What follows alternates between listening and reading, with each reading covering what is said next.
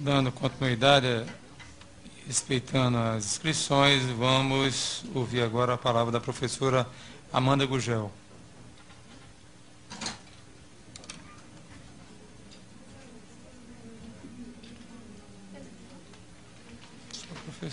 Bom dia a todas e todos. Durante cada fala aqui, eu pensava em como organizar a minha fala, né? Porque, assim, são tantas questões a serem colocadas e tantas angústias, né, do dia a dia, de quem está em sala de aula, de quem está em escola, e eu queria, pelo menos, conseguir sintetizar minimamente essas angústias. Mas também, como as pessoas apresentam muitos números, e como sempre colocam, os números são irrefutáveis, eu gostaria também de apresentar um número para iniciar a minha fala, que é um número composto por 3 algarismos apenas, bem diferente dos outros números que são apresentados aqui com tantos algarismos, que é o número do meu salário, né? Um 9, um 3 e um 0. Meu salário base, R$ 930. E aí eu gostaria de fazer uma pergunta a todas e todos que estão aqui, sim, em nível superior, com especialização. Se vocês conseguiriam, mas também respondam só se não ficarem constrangidos, obviamente. Se vocês conseguiriam sobreviver ou manter o padrão de vida que vocês mantêm com este salário?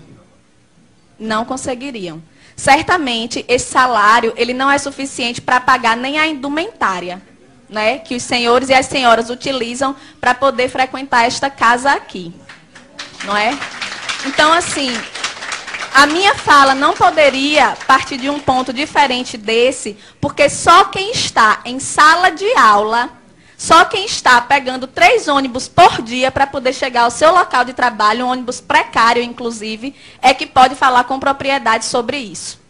Fora isso, qualquer colocação que seja feita aqui, qualquer consideração que seja feita aqui, é apenas para mascarar uma verdade, que é uma verdade visível a todo mundo, que é o fato de que, em nenhum governo, em nenhum momento que nós tivemos no nosso estado, na nossa cidade, no nosso país, a educação foi uma prioridade.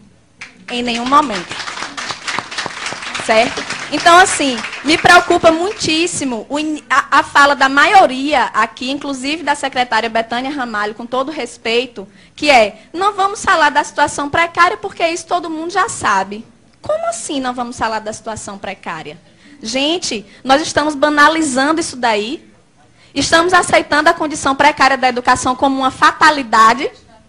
Estão me colocando dentro de uma sala de aula com um giz e um quadro para salvar o Brasil, é isso. Salas de aulas superlotadas, com os alunos entrando a cada momento com uma carteira na cabeça, porque não tem carteiras nas salas. Sou eu a redentora do país? Não posso, não tenho condições. Muito menos com o salário que eu recebo. Tá certo? A secretária disse ainda que nós não podemos ser imediatistas, ver apenas a condição imediata, precisamos pensar a longo prazo, mas a minha necessidade de alimentação é imediata. A minha necessidade de transporte é imediata. A necessidade de Jéssica de ter uma educação de qualidade é imediata, certo? Então, eu gostaria de pedir aos senhores, inclusive, que se libertem dessa concepção errônea, extremamente equivocada, isso eu digo com propriedade, porque sou eu que estou lá, inclusive, além, propriedade maior até do que os grandes estudiosos, parem de associar a qualidade de educação com professor dentro de sala de aula. Parem de associar isso daí.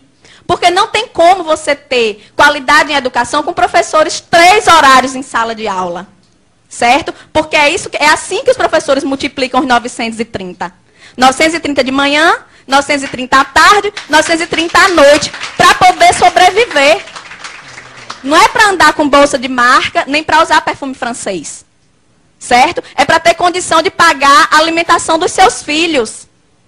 É para ter condição de pagar uma prestação de um carro que muitas vezes eles compram para poder se locomover mais rapidamente entre uma escola e outra e que eles precisam escolher o dia em que vão andar de carro porque não tem condição de comprar o combustível.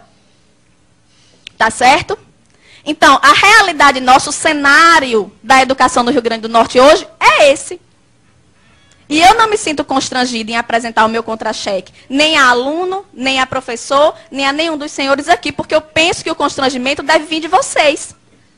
Sinto muito, eu lamento, mas deveriam todos estar constrangidos, entende? Então, assim, entra governo e sai governo, e eu peço desculpa mais uma vez, Betânia, mas não tem novidade na sua fala.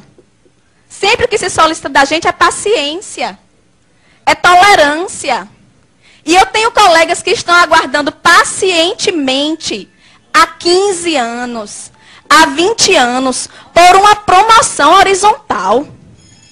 Professores que morrem e não recebem uma promoção. Então eu quero pedir à secretária, em primeiro lugar, paciência também, porque nós não aguentamos mais esse discurso. Não aguentamos. O que nós queremos é objetividade.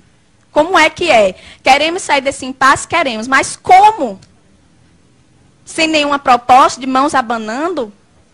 Voltar mais uma vez desmoralizado para a sala de aula, para o aluno dizer, professora, a gente ficou aqui sem ter aula e só isso. Vocês receberam R$20, R$30, dão risada. Pedimos ainda, secretária, respeito.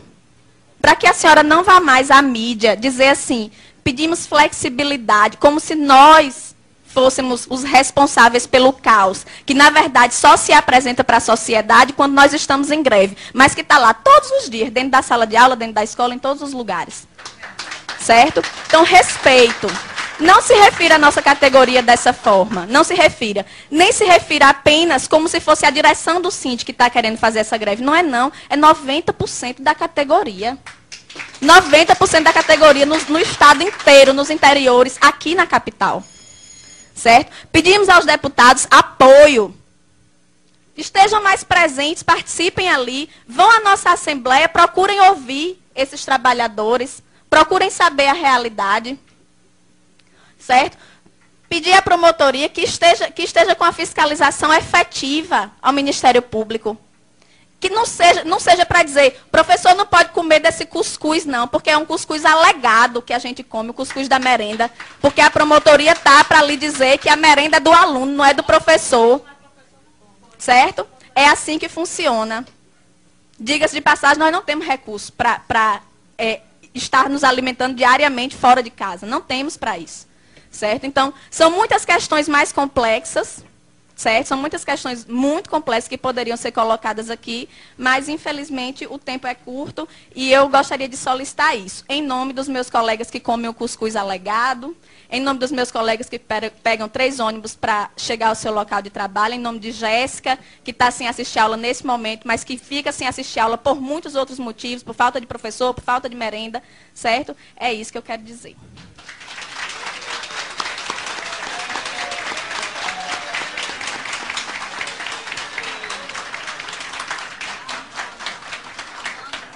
Parabéns à professora Amanda Gurgel.